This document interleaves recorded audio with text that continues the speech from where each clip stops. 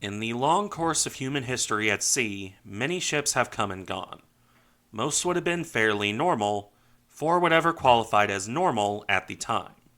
But from the moment someone decided to tie multiple canoes together, humanity has experimented.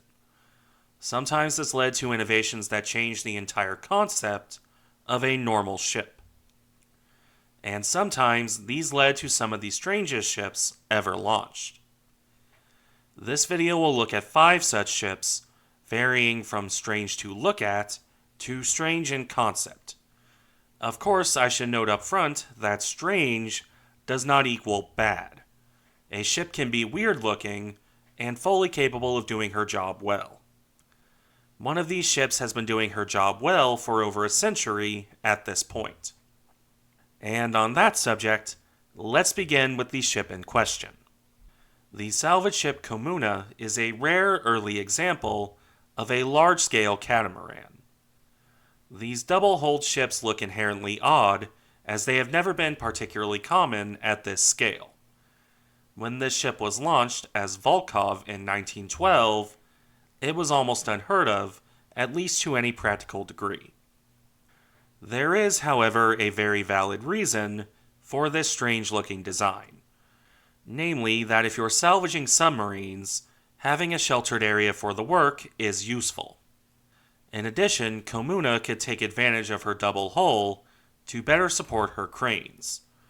This allowed for more powerful equipment to be fitted, which could raise heavier loads than a similar single-hulled ship. It was this combination of features that has kept Kommuna in service for so long, through so many different roles. Initially launched in 1912 as Volkov under the Imperial Russian flag, the ship was almost immediately put to work. Initially as a submarine tender, taking advantage of the sheltered area between her hulls. And then in 1917, she made her first submarine salvage. Renamed to Kommuna at the end of 1922, she served under the Soviet flag, much as she had under the Imperial Russian banner. Her salvage efforts ranged from submarines to aircraft to small ships. And in a weird twist of fate, even tanks that had fallen through the ice during the siege of Leningrad. However, as time marched on and submarines grew larger, Kommuna's original role became more and more outdated. By the end of the Cold War, certain Soviet submarines displaced substantially more than the salvage ship did. As a result, she was refit to support mini-subs instead. Kommuna has continued in that role, barring an abortive attempt to transfer her to civilian control ever since. Homeported in the Black Sea, the most recent task for this venerable ship was, probably, salvaging bodies and important equipment from the cruiser Moskva. Barring Kommuna being sunk in turn, her career is showing no signs of stopping over a century after it began. She may look weird to a more traditional eye, but I don't think anyone can argue her effectiveness at her various jobs. Now, for a far more normal-looking ship, USS Vesuvius is arguably stranger than Kommuna ever was.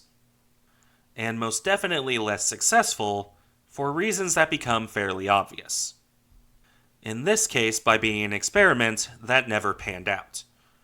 Vesuvius was built around 3 dynamite guns mounted on her bow. If ever there was a weapon with a misleading name, these would be it.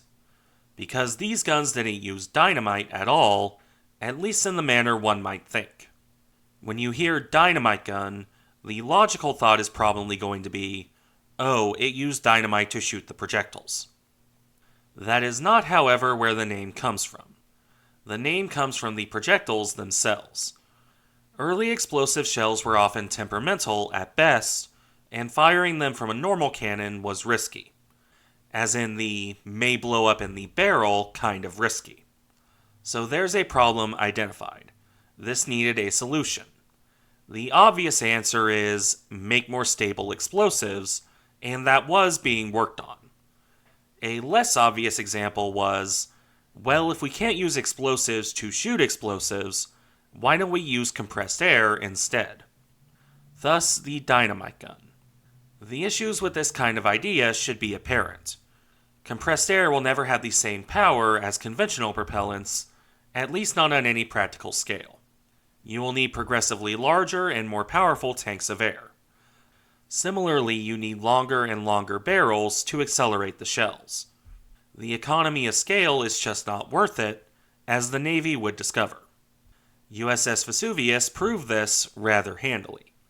Though it should be noted, of course, that she was an experimental ship. For example, her guns were fixed in place. To aim the weapons, Vesuvius would have to aim the entire ship. Moreover, the guns can only change their range by changing the amount of air being used. This was both a finicky process and one that limited an already short range. In fact, the furthest that Vesuvius could realistically fire was 4,000 yards using lighter shells. As could be expected, her combat career was fairly minimal. Most of her time with the dynamite guns was spent testing them out or operating as a dispatch vessel. The only direct action Vesuvius saw was 8 shore bombardment missions against Santiago, Cuba during the Spanish-American War. The best that could be said about this is that there was a psychological aspect to her guns. They were limited in range and accuracy, but with no noise from gunpowder, they could catch the Spanish by surprise. The first anyone knew they were being fired upon was when the shells hit and exploded. Even so, as explosive filler improved, Vesuvius had her guns removed in the early 20th century. She was converted to a torpedo testing vessel, losing the guns in favor of 4 torpedo tubes. The ship would continue in this role, or as a station ship, until sold for scrap in 1922. Although before that, she succeeded in torpedoing herself in 1913. Continuing the theme of experiment that seemed to make sense, but not really working in practice, you have the K-class of submarine. But where Vesuvius wasn't a danger to herself, that one torpedo aside, the K-class earned a reputation as a class of screw-ups. Quite frankly, when Admiral Fisher, of all people, says it's a terrible idea, you should probably be listening. After all, Fisher was normally all in favor of pressing on full steam ahead on new ideas.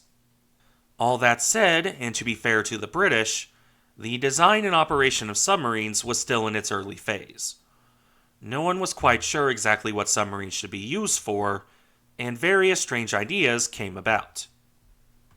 Although few were quite as strange as the idea of a steam-powered submarine. It originated from a, logical at the time, requirement. For a submarine to be capable of operating with the surface fleet, where it could directly support said fleet. For example, by ambushing an enemy as it retreated from the surface ships. To do that, the submarine needed to be capable of at least 21 knots to keep up with the standard battleship speed. The absolute best that diesel engines could manage, at least at the time, was about 19 knots, which is impressive in its own right, but not what the British wanted. Enter the K-class. These submarines, massive for the time, were powered by steam turbines. This gave the boats an impressive maximum speed of 24 knots, which was competitive with early battlecruisers. However, that speed came at a cost. For example, they had issues when diving. The K-class had a maximum design depth of 200 feet or 61 meters. That doesn't seem terrible, especially for the Great War, but then you realize that a K-class submarine was 339 feet or 103 meters long. Even a gentle diving angle could see the submarine have a large difference in depth between the bow and stern. A sharper angle, like an emergency crash dive, could potentially have the bow at the maximum design depth, while the stern was still near the surface. This is hardly ideal, even if crash dives were still a risky thing for conventional submarines. On top of that, the submarines still handled terribly, even on the surface. They had a massive turning circle, and were not exactly the most stable vessel in the world. More importantly, there was a very real problem with the concept itself. To power the steam turbines, funnels were needed. This meant that the submarines had 2 very big, very obvious holes. If those were damaged in any way, the submarine couldn't dive. And even undamaged, they made the K-class into one of the slowest divers out there. It could take up to 30 minutes to submerge. This required the funnels to be stowed, with the uptakes sealed. Intakes for both air and seawater had to be closed, and the boilers needed to be doused. Needless to say, these were not rapid divers. As could be expected, this experiment wasn't repeated. It wasn't the greatest idea to begin with, and the K-class would prove to be somewhat cursed in service as well. 6 of them sank, in accidents of varying kinds. The only one to engage an enemy, K7, fired on a U-boat. Her torpedo hit the German submarine square amidships, and failed to detonate because the K-class just couldn't win. If ships could talk, these submarines would probably be tearing their designers a new one.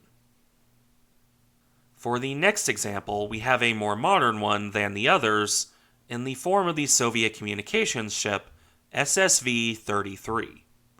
There can be a joke made at her expense here in the form of, "What did you do to my nuclear-powered cruiser?" Because, as her hull form indicates, SSV-33 Ural was built on a hull derived from the Kirov class. Not identical, and certainly not a case of taking a Kirov from dock and building a new superstructure on her, but still similar in a lot of ways, including the gargantuan size. 36,000 or so tons at full load, with a length of 869 feet, or 265 meters. For any ship that isn't a supercarrier, this is already massive. For a communications ship, it is arguably too large. This is true even when you take other roles, like command and control or electronic warfare, into account. There were 2 main reasons for this size. The first is, of course, because the base design originated with the similarly large Kirov class. This directly ties into the second reason, which was the need for a large ship to carry all the equipment the Soviets stuffed aboard. That massive dome on the bow doesn't come from nowhere. A third reason, though one that comes with the territory of the first 2, was the need for nuclear power. All of that equipment needed a lot of juice to run it. Understandably so, because the Soviets intended the ship to, in order, be a fleet flagship, track satellites in space, track missiles, perform electronic intelligence missions, and serve as a communications relay. To perform these roles, the ship carried multiple and very powerful computers. Very expensive computers as well. Now keep all of this in mind when I say the following. SSV-33 Ural was launched in 1983 and commissioned in early 1989, right when the Soviet Union was beginning to really fall apart. It should surprise no one that this strange-looking ship would end up seeing no real service. Ural sailed to the Pacific Fleet base at Vladivostok, which had no piers large enough to handle her. As such, the expensive ship anchored in place and never left again. Her powerful electronic equipment began to rot and fail, as the ship was mostly used for a floating barracks. For decades she would remain in place, before eventually being scrapped by 2018. Classically late Soviet, really, to build such a massive and costly ship, only for it to never see any real use. Our final ship for today is, in a surprise considering her name, not actually Russian. The MV City of St. Petersburg is, in fact, Japanese. She is also by far the most modern on the list, having been completed in 2010. There is not much information out there on this ship, however, so this will be the shortest section of the video. The first thing to note, of course, is how strange this ship looks, with a heavily rounded bow that looks completely out of place on a cargo ship. This bow is designed to reduce wind resistance, thereby saving on fuel usage. To the credit of the design, from what I've been able to find, it does indeed do so. Weird as it may be, the design is effective. Just not effective enough to really catch on, over conventional bow designs. It apparently saves something like 800 tons of fuel annually. This isn't a small amount of fuel, but on the scale we're talking about here, it's also not a large amount. In any case, City of St. Petersburg, weird bow aside, is your typical row-row, roll-on, roll-off ship. She is designed to carry up to 2,000 vehicles, and was built for Nissan to do so. And, again, she seems to be quite sufficient for that job. Proving, once again, like with Kommuna, that weird looking is no barrier to doing good work. Thank you for watching. Remember to like, comment, and subscribe if you enjoy the content, and I'll see you in the next one.